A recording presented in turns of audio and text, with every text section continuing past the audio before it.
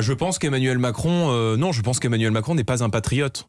Je pense que quand on a, si vous voulez, passé 10 ans maintenant qu'il est en politique, il est entré en 2013-2014 puisqu'il a été secrétaire général adjoint de l'Élysée puis ministre de l'économie, à brader les intérêts français comme on l'a fait par exemple avec Alstom, c'est-à-dire en vendant les intérêts industriels de la France à des puissances étrangères, parfois à des puissances privées. On ne défend pas les intérêts français. Quand on fait rentrer des centaines de milliers de personnes chaque année dans notre pays, alors qu'une grande partie des Français souhaitent aujourd'hui arrêter l'immigration dans notre pays, on n'est pas patriote. Donc je pense que le prochain président de la République sera patriote ou ne sera pas, et que seule Marine Le Pen peut porter au pouvoir des idées qui sont partagées par une très large partie du pays. Emmanuel Macron prend son temps et il le dit ce matin dans La Voix du Nord, pas de candidature tout de suite tant que la situation sanitaire n'est pas finie et la situation en Ukraine stabilisée, président quasiment jusqu'au bout. Oui, mais c'est une forme de, si vous voulez, c'est une forme de déloyauté, là encore.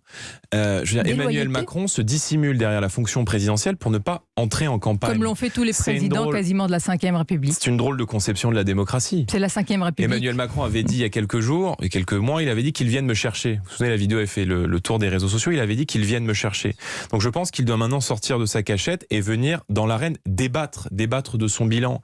Parce que les Français aujourd'hui n'arrivent plus à boucler les fins de mois. Il y a un sondage Odoxa qui est sorti il y a quelques jours qui dit que 75% des Français disent avoir perdu du pouvoir d'achat depuis un an. Le prix à la pompe frôle aujourd'hui les 2 €